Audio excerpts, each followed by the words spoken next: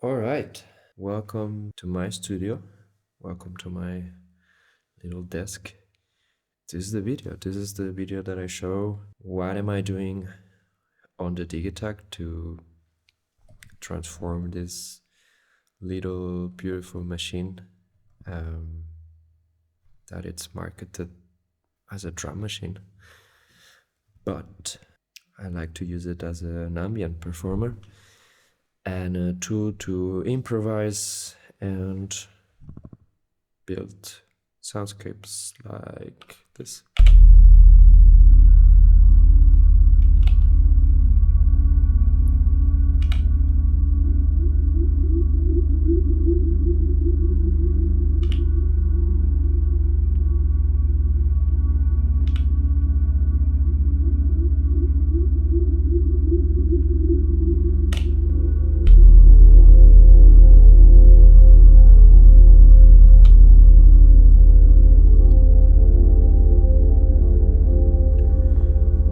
There's no use of the sequencer. As you can see, nothing is programmed. The play button is not even triggered. It's all about infinite triggers, different settings for each track. As you can see, I have my little own stickers to have a bit of a guide. So let's dive, I think, from left to right, and we can see what track is doing what and how to set those up. Let's go to first the body of this setup, which is the drones or the pads, the motif, the beauty of of this pattern. And for that I have set up two different tracks, basically kind of like the DJ mindset, to be able to swap from one motif to another one, even combine them both at some point, basically to be able to sit here for an hour, 2 hours and just improvise, perform live. So let's start with track one. I have this sample now. As you can hear, it's just a one shot. So the first, and this is the main thing I guess, is to set up the decay on infinite. So now this sample will play infinitely. It just goes through the sample with one trigger, and if you have set this to forward or backwards with the looping option, it will just start again.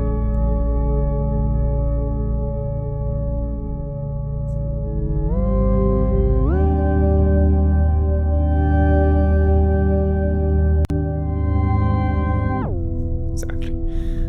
The next thing that I like to do is to actually use the slicing mode, basically, because the slicing mode allows me to chop the sample to 64 slices that I can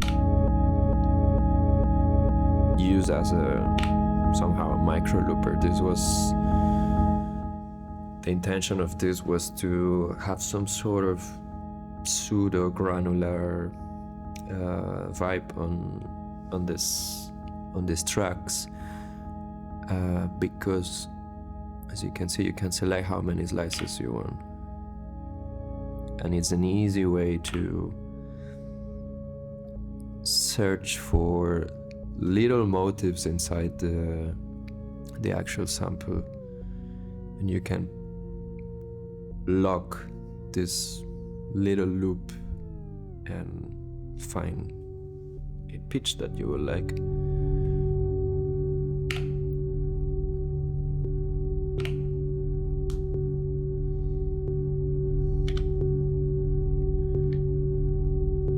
The next thing, now that we have this, as you can hear, it's very dry, right, for a granular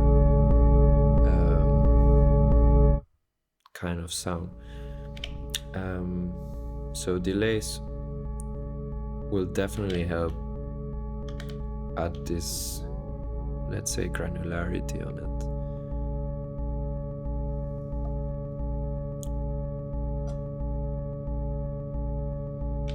And maybe a bit of reverb, low reverb.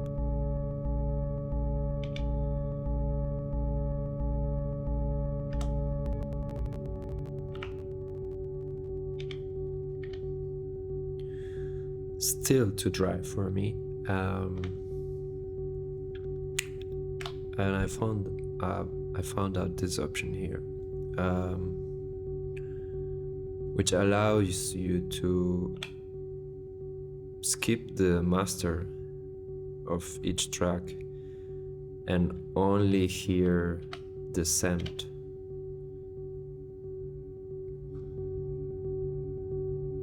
This way, we are not hearing the dry signal, we're only hearing the wet signal that goes through the effects, which personally I like. I really love the effects of the Digitakt, and it's a great way to creatively work with the reverb and the delay, maybe in a way that we are not used to it, because I can really stay here with the filters of each effect. I can even play with some tuning levels. I can, slowly sculpt the sound that I decide to use.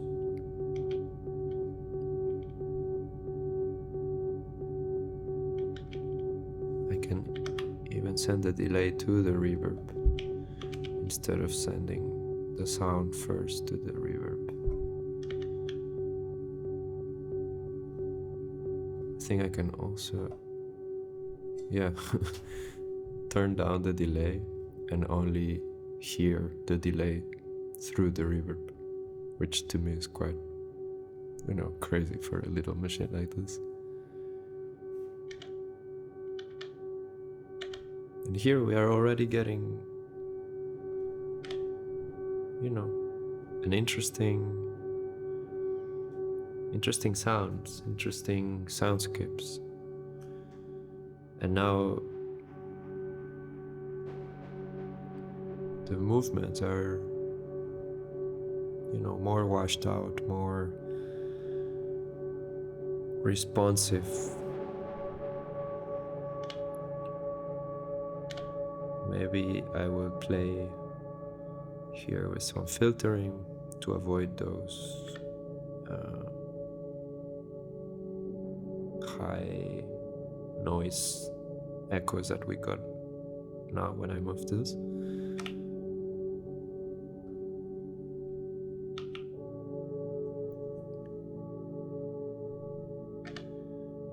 Play with the tuning, finding your own room to put the sample.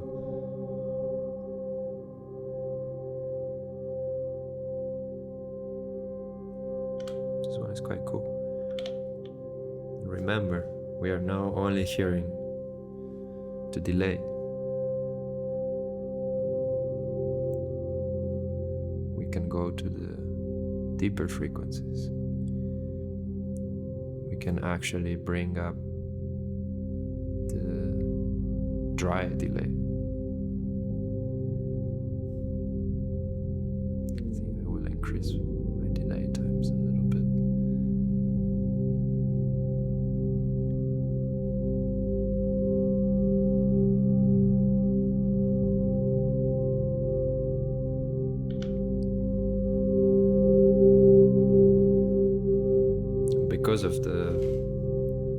Because skipping this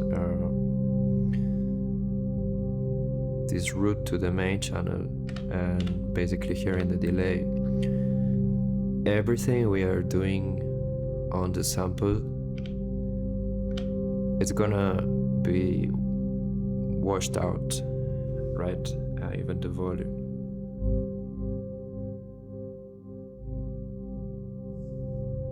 So immediately you have quite of an expressive tool right here with everything.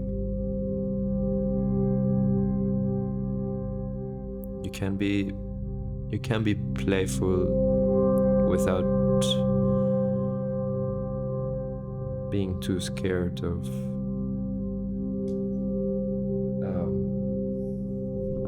fucking it up, basically.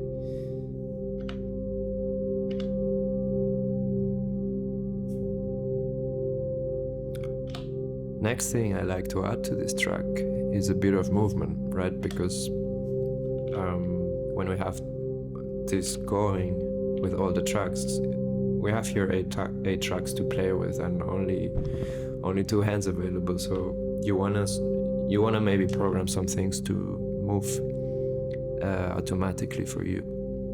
And one thing that I really like to immediately bring movement is to have a simple LFO, quite slow, controlling the volume of the track, which is, I use this here, not the select, the slice level, which is the first volume on our gain staging. I will always recommend to modulate from the very beginning, unless you know for sure you actually want to modulate the last output, let's say. But I like to keep things from beginning to the end, so then when it comes to actually mixing, I know this volume, for example, is untouchable. This one is also untouchable. You know, in the Digitakt we have a lot of volumes to play with. So back to this, I'm gonna first, if I bring the LFO down, we can already hear this movement. And you can see how the delay is keeping a very nice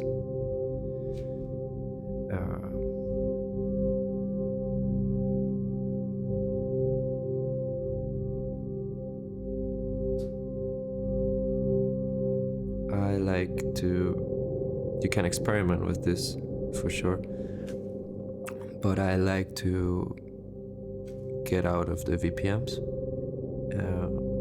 and having the simple multipliers. Number one, the LFO can be super slow if you bring the speed to very low numbers.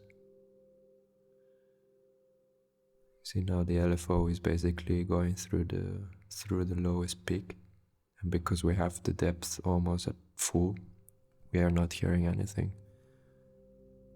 But there we go.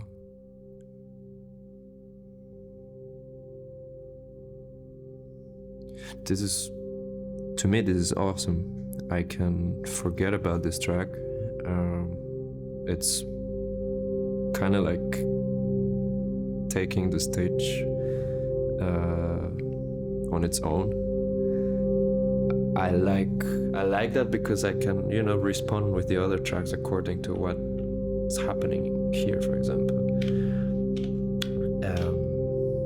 If I hear that this is coming, maybe I'm gonna start filtering this one, or I'm gonna add some bass frequencies to create a bit more of an impact to the rise of the sound.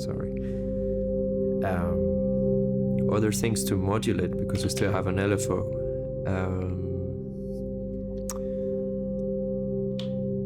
It's your own. Honestly, it's your own thing.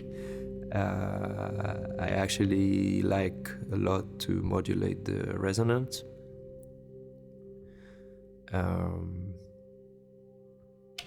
Let me bring the LFO a bit faster.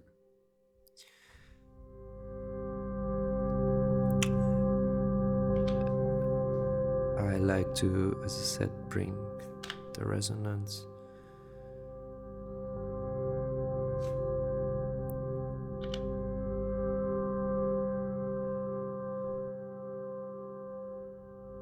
Or the frequency if you wish.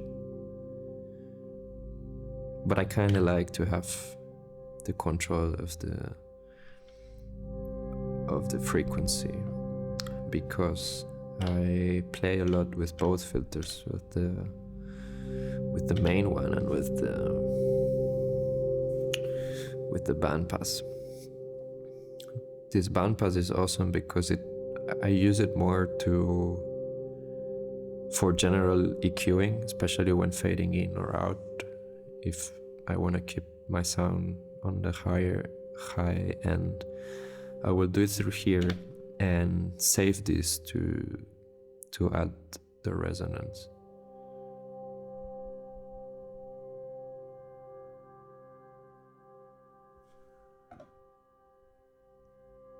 I really use a lot the resonance as a performing tool, especially when applied to the delays and the reverb, because it's just simply very entertaining to bring up harmonics and let them float away.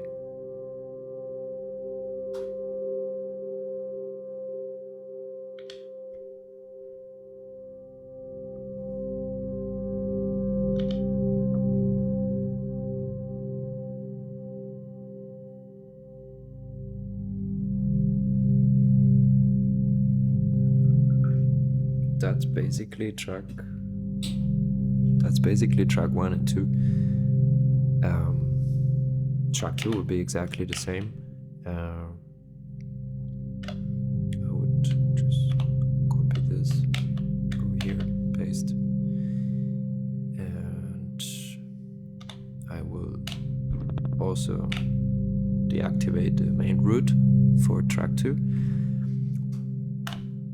Although I will also encourage you to keep it raw if you want to create more contrast between one and another.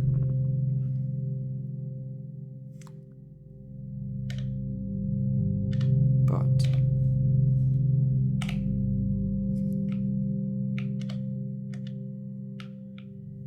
why are we not hearing this? Right, because we didn't practice.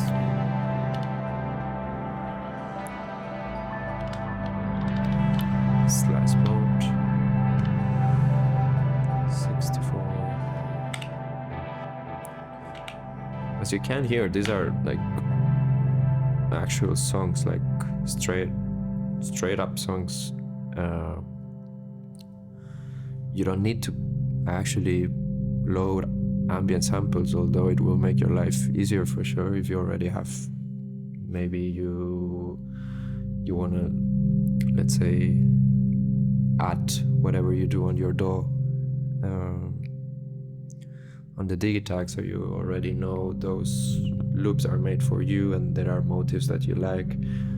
But I can definitely encourage to try sample actual songs that have nothing to do with ambient except for the frequency content that they have, because maybe you like the instrumentation or whatever.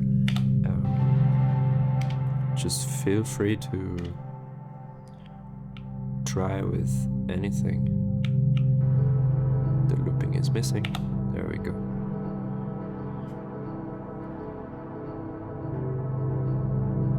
Because maybe one single slice in between beats can bring you a nice color.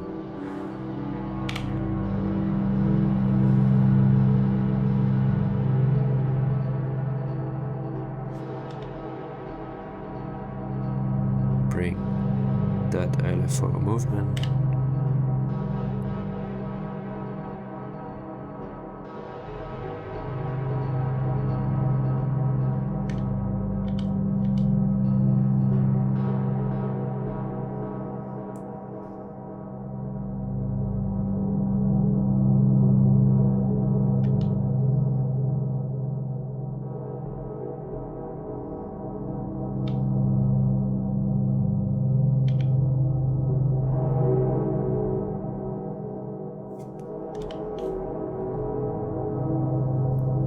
always remember that we have this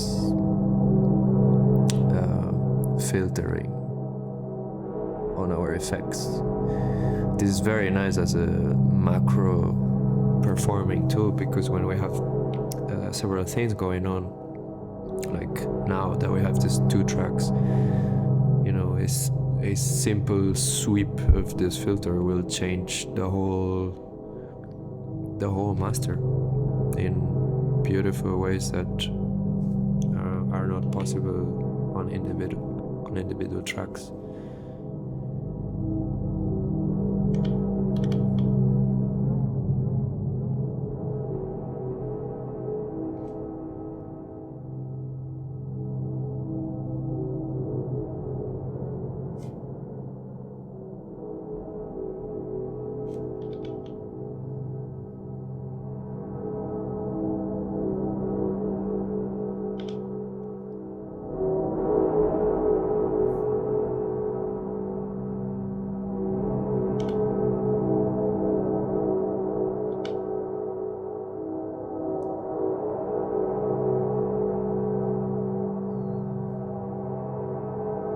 You basically, the way I see it is you're basically playing with frequencies here. You forget a little bit about it. You forget not a little bit, a lot about arrangement, and you only focus on actual sound, on mixing elements, on make them dance beautifully together somehow.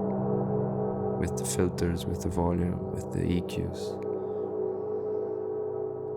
These EQs here are also super cool.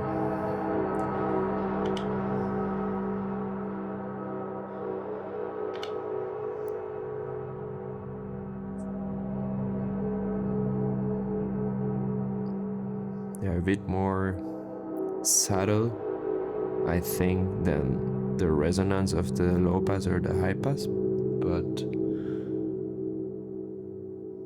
still very playful.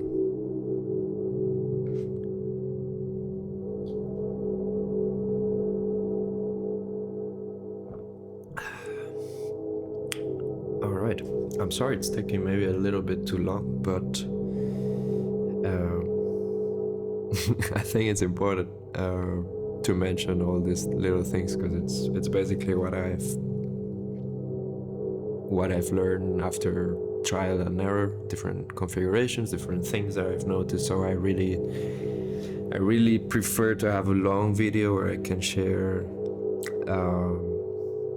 all the things I've experienced or discovered, and then of course you decide if you take them or use it differently. So forgive me if this is getting a bit long. But I hope you're having a great time until now. I would say let's move on, maybe let's move on to the other droney side. I think these 3 guys here are for field recordings and textures.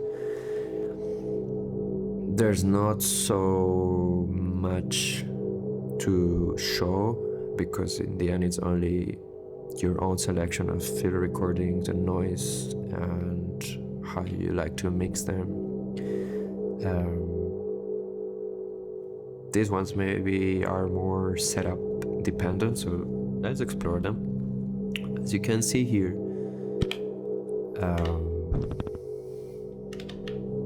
let me bring this down. This is, by the way, one of my favorite pages when I'm performing live. Having the 8 volumes of my whole setup is really handy. Definitely encourage you to use it, especially on this setup. But let's move on. As you can see here, I have 2 sine waves on my stickers. And that's basically what I'm triggering here. The factory library. If you go to Yes, factory. We have this toolbox, and in the toolbox there's different noises and oscillators, and these are basically a collection of one single cycle of different waveforms, from pulse to saw to sine wave, square. You have a lot to choose from and try from. FM, folded through wave folding, I guess. Even instruments, organs, winds, beautiful stuff.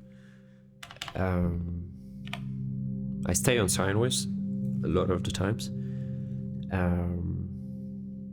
but feel free to experiment. What I'm doing here is basically following the same concept of an infinite trigger with this setup to loop. This is very important, otherwise you will not get any sound from these single cycle waveforms. Now I basically have a constant sine wave that I freely microtune. This is key for my own style. I really love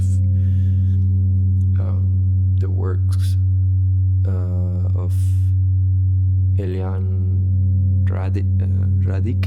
I really don't know how to pronounce it. Pauline Oliveros, Kali Malone, Sara Davachi, all these composers, finally all women, that are really into sine waves and drones, like really minimalistic but super evolving pieces. And they experiment a lot with tuning, getting out of the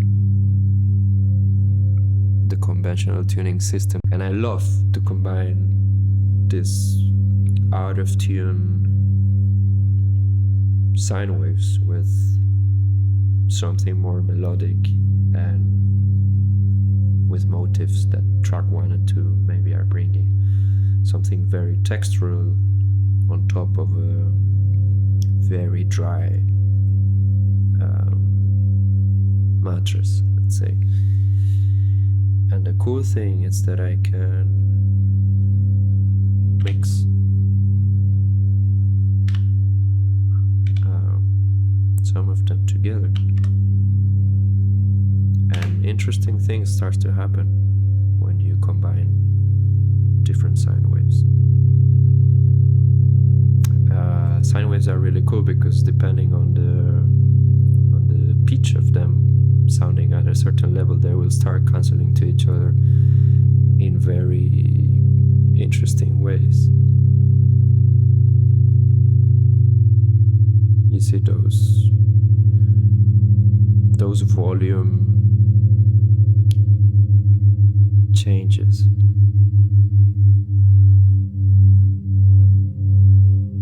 These are basically those cancellations. So I like to play a lot with this. I like to set up an LFO to the tuning of, where is it? Here. Of course, way slower to bring a little bit of movement. And here you can decide how much you want.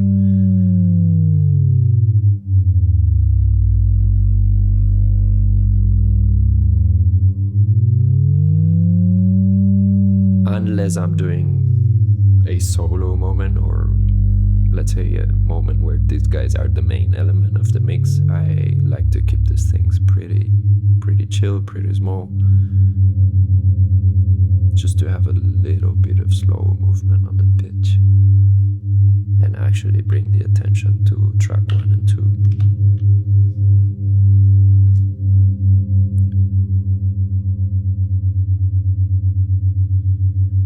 And of course, the volume of each sine wave will affect as well these volume modulations that we find.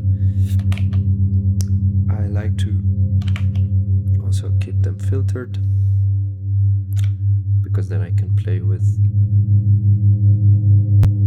the overdrive of them. Getting weird clicks.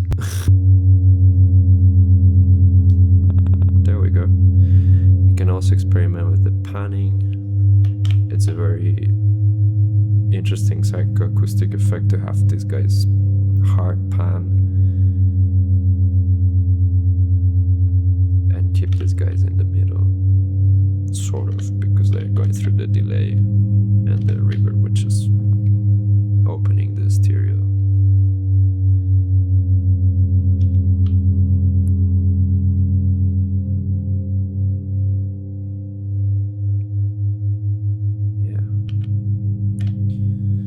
You're free to, it's very interesting to go down a rabbit hole, even try to find some kind of interval like you would find on a chord.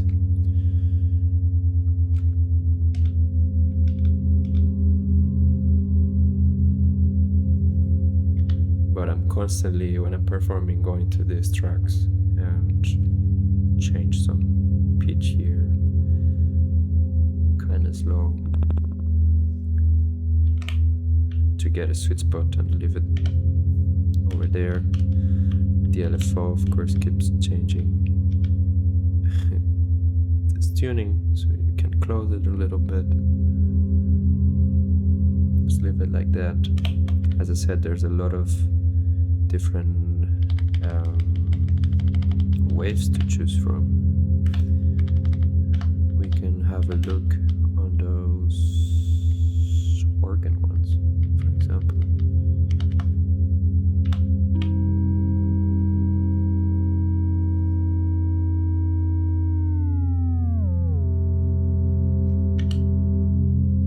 Here we'll benefit from some filtering.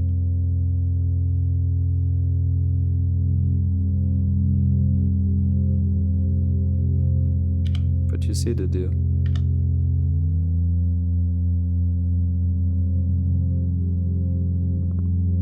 And it's all about ear, that's what I like.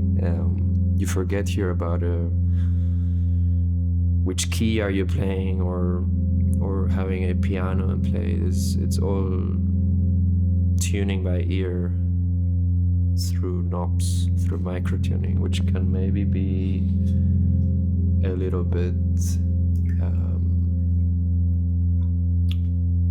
intimidating, especially if you are used to stay in key and, I don't know, improvise with instruments or keywords and so on.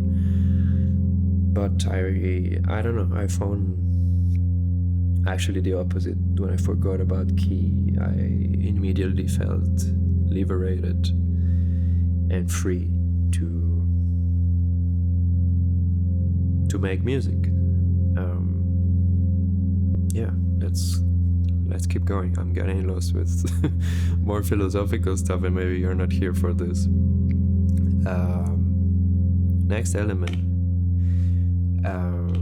This kind of symbolizes a kick. And to have a kick, I guess what? Gonna use again the, where is it? My sine wave. Here. Sine wave. If you want a clean sub as a sub bass, go for sine waves. Period. Same deal. I'm not gonna place this time the infinite decay, because I like to have a kick that somehow fades out. And right now, if I trigger this, I'm getting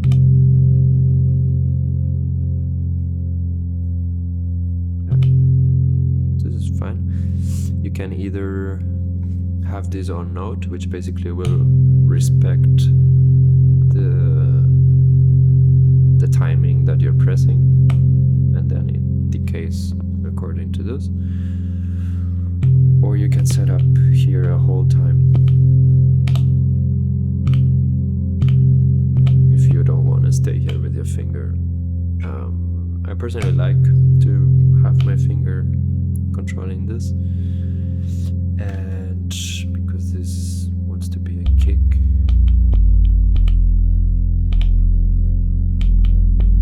something like this, gonna filter out, maybe find some, or maybe not. You can add some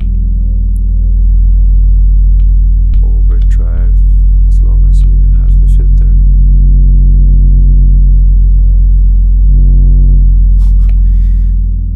And keep the volume.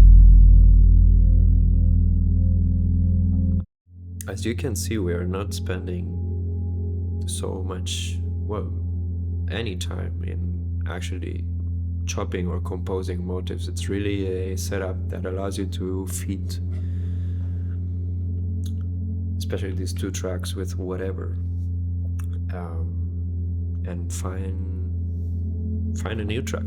I was just here trying to input new samples, and even the change of the sample is not super abrupt. Like, you don't need to do a crazy transition to actually swap tracks, give it fresh air. You can, of course, that's why I have two tracks. You can fade in and fade out between them both to be the director of that progression. But as you can hear, like, I'm just throwing random samples without even knowing what's on them. And because of the washing out chain, it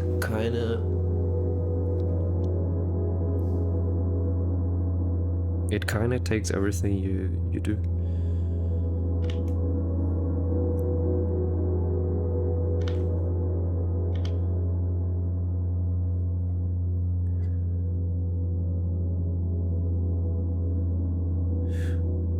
And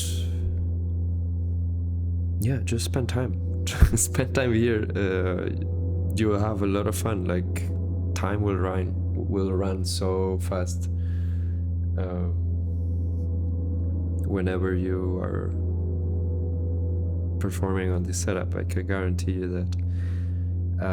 Let's show you the last things here, which, as I said, it's a simple source of field recordings. I really love to fill my music with field recordings. I have some here, for example, these frogs.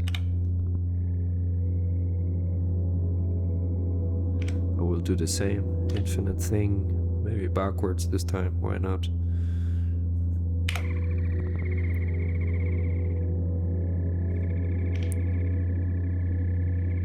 Add some effects if you want.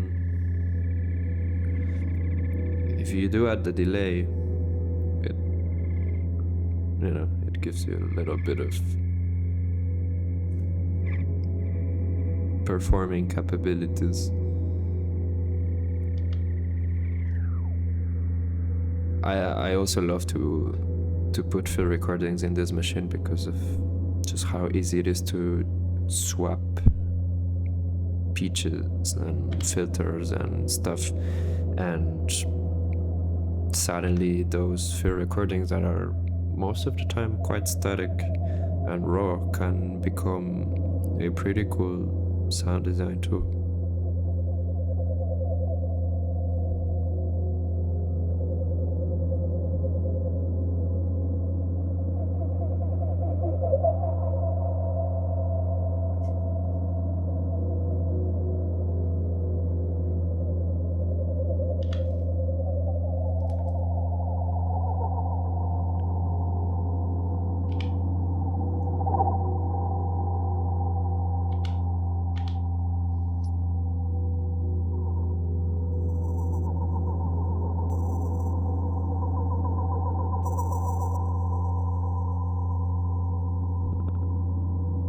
yeah. Basically, track 3, I like to have it as a like this kind of like performing element that I can play with how I fade it in and fade it out. And this one is more of a static texture. I like to have room tones on it. Same thing.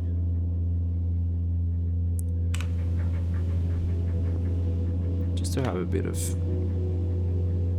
yeah, room.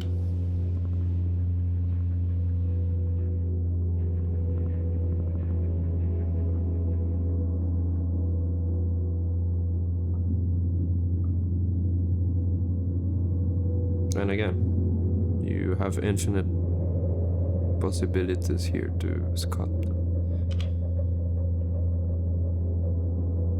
You can also play if you want with this audio routing. I don't know how this will affect, but it's alright. It's fun. But in my case, I like this to be a little bit more dry.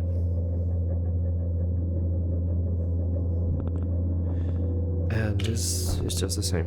I just maybe have more of pure noise rather than fill recordings. But for example, you could use it to have a third sound wave, like what we did here, that we ended up switching for an organ one.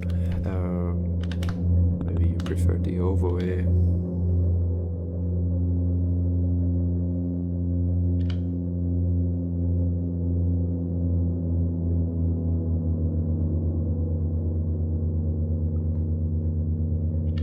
Just want the good old sine waves and have a orchestra of sound waves, which is, by the way, one of the next videos maybe. But I think that's it. That's pretty much it. Just to recap quickly.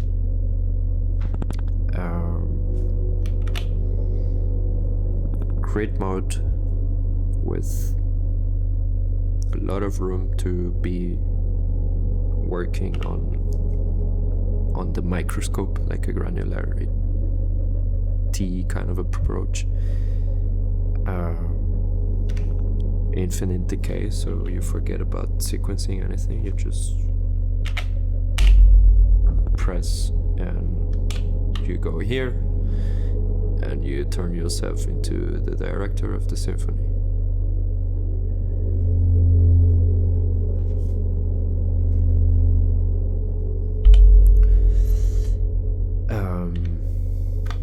The effects routing, I think that's especially important.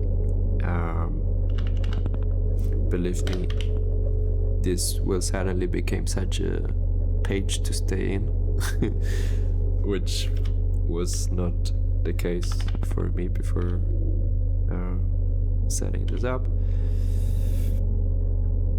Then we have the sine waves with the same concept, just another use, and the rest is up to you, I think. I'm just gonna cut it here. Feel free to experiment. Feel free to ask me anything. If you have any troubles, if you discover new things, if you just want to share what comes out of this setup, I would be thrilled to know all of it. See you next time.